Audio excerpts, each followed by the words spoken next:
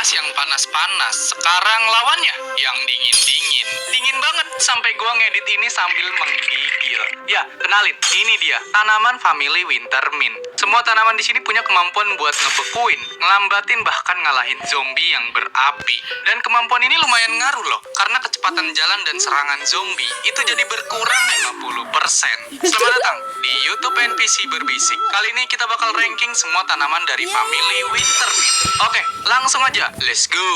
Iceberg lettuce. Dia ini tanaman single use contact. Begitu ada zombie yang nyentuh, dia langsung ngebekuin zombie selama 10 detik. Dan menurut gua, 10 detik itu lumayan lama. Apalagi kalau yang dibekuin zombie kuat, bahkan gargantuar sekalipun. Cuma ya, kekurangannya areanya cuma satu petak. Dan recharge-nya lumayan lama, sekitar 20 detik. Tapi kalau udah level maksimal, areanya bisa jadi 3x3. Waktu bekunya naik jadi 20 detik dan recharge-nya turun jadi 10 detik. Gua nggak tahu ini overrate apa enggak. Awalnya gua mau masukin dia ke S tier.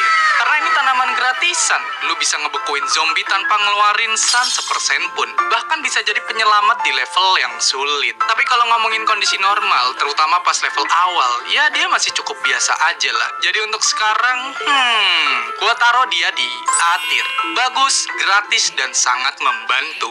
Snoopy, ya dia ini sama lah kayak pisu terbiasa. Bedanya lebih dingin aja dibanding versi pertamanya. Di sini dia punya peluang buat nge-freeze zombie dan harganya juga jadi lebih murah, yaitu 150 san. Dengan harga segitu, menurut gua udah bagus banget sih. Kita dapat penyerang sekaligus pengendali jalur yang cukup kuat. Apalagi kalau kalian nanamnya banyak, wah zombie udah pasti nge-freeze mulu. Terus kalau udah level maksimal, harganya turun jadi 100-an. Damage-nya naik dan peluang bekunya juga makin gede. Kalau udah begini mah, dia udah bisa solo di banyak level. EZ banget lah. Ya walaupun di video sebelumnya gue sempet naruh Snoopy di B tier ya. Tapi kalau di keluarga Wintermint ini, gue rasa dia punya potensi yang lebih oke. Jadi sekarang oke lah ya, gue naikin dia ke A tier. Wintermelon, ya dia ini variasi es dari melon pulp. Dia jadi tanaman pelontar yang ngasih 80 damage plus 40 splash damage di area 3x3.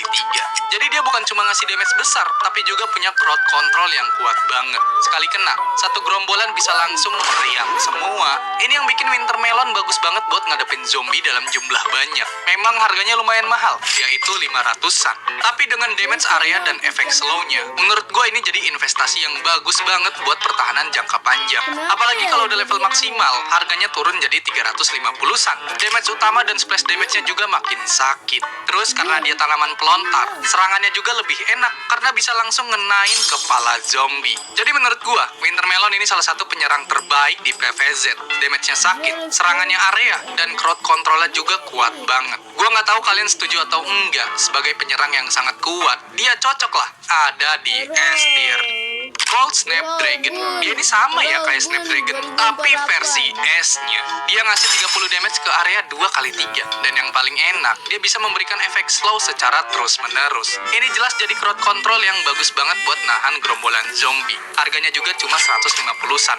Menurut gua masih murah dan gampang ditanam. Apalagi dia bisa nyerang beberapa lane sekaligus. Terus kalau udah max level, harganya turun jadi 100-an. Dan damage-nya naik jadi 90. Dengan harga segitu, damage yang lumayan bisa nyerang multi lane dan ditambah efek slow. Bisa dibilang dia salah satu penyerang jarak dekat terbaik di kelasnya. Apalagi dari awal permainan udah bisa ditanam dengan cepat di barisan depan. Jadi ya, S tier lagi sih.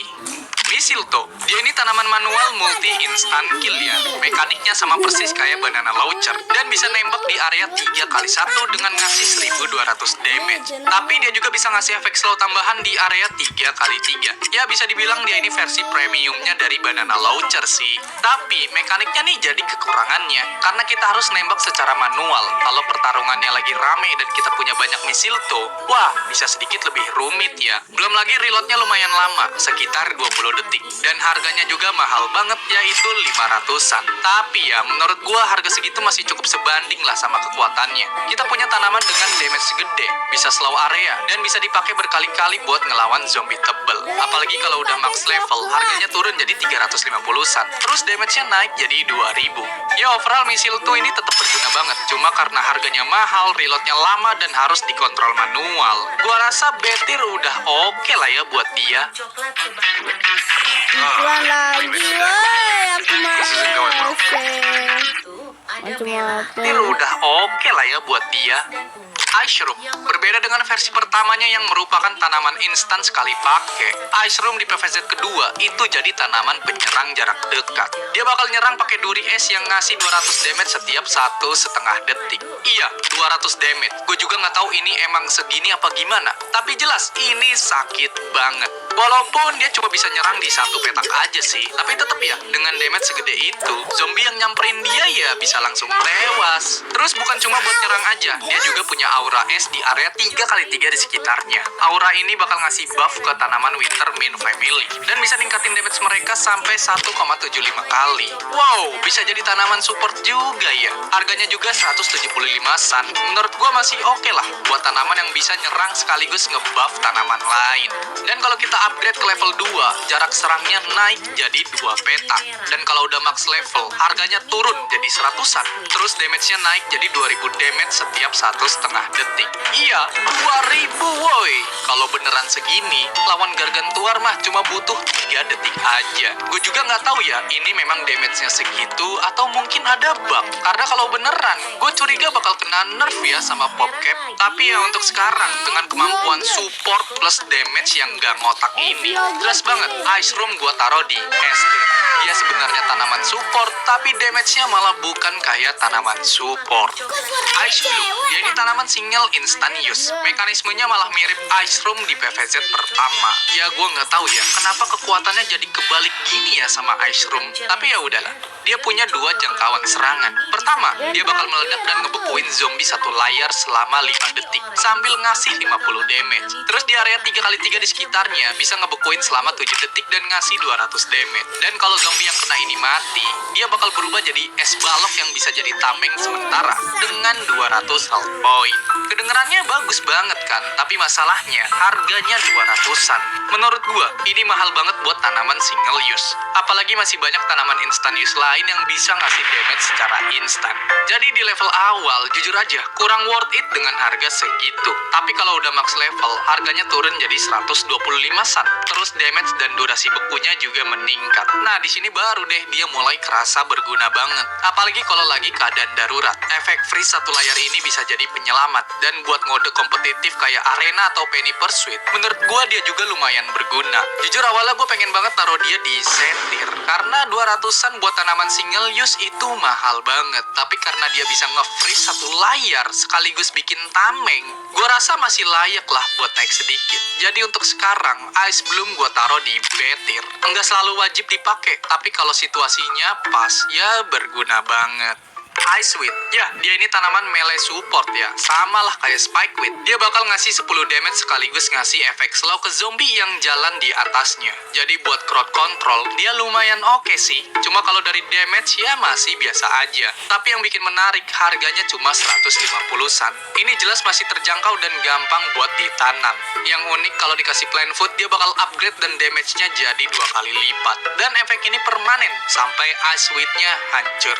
Sebenarnya gue pengen banget naruh dia di A tier ya. Tapi masalahnya, zombie di PVZ 2 tuh variatif banget. Ada yang dorong tong, ada yang main piano, dan macem-macem lah.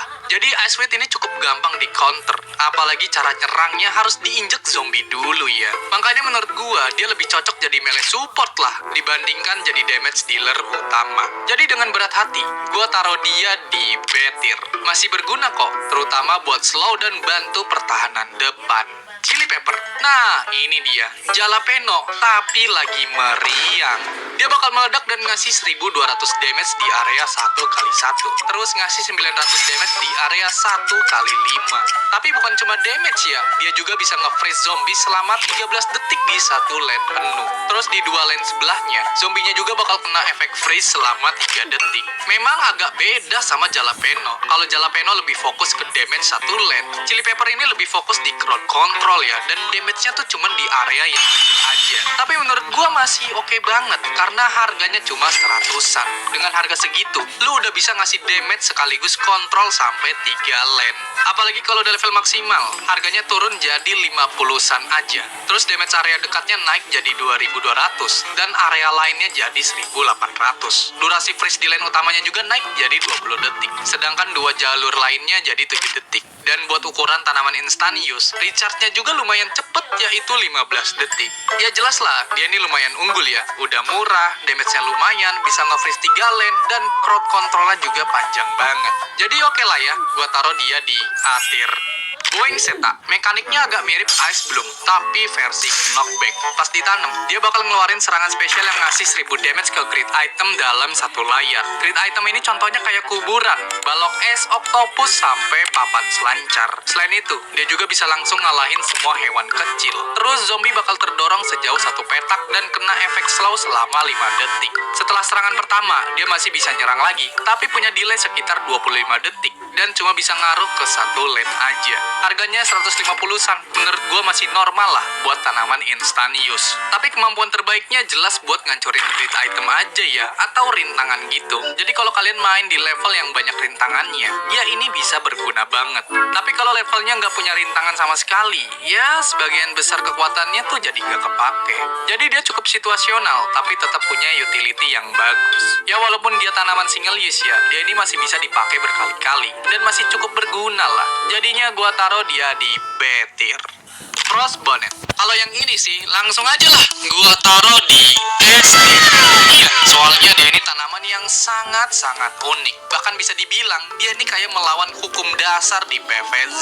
Dia bisa ngegabungin kekuatan es dan api dalam satu tanaman. Dia bisa nyerang area 3x2 dan kita bisa bebas milih mau pakai mode es atau mode api. Ya tinggal diklik aja. Mau nge-slow zombie dan fokus ke crowd control, dia pakai mode es. Dan kalau kalian mau ngebakar zombie, ya udah tinggal diganti ke mode api. Tapi yang paling gila nih, serangan mode api bakal ngasih 2 kali damage lebih besar kalau zombie yang diserang lagi dalam kondisi beku atau kena efek es. Jadi strategi paling enaknya adalah bekuin dulu, terus bakar dia. Untuk statistiknya, setiap 3 detik dia bisa ngasih 65 damage dalam mode es, sedangkan mode api ngasih 55 damage. Dan ini serangan areanya 3x2 loh. Harganya juga 175-an, masih masuk akal lah. Apalagi kalau udah max level, harganya turun jadi 125-an. Damage-nya juga naik gila-gilaan, jadi 335 untuk mode es dan 325 untuk mode api. Sumpah, ini tanaman anomali banget. Bisa es, bisa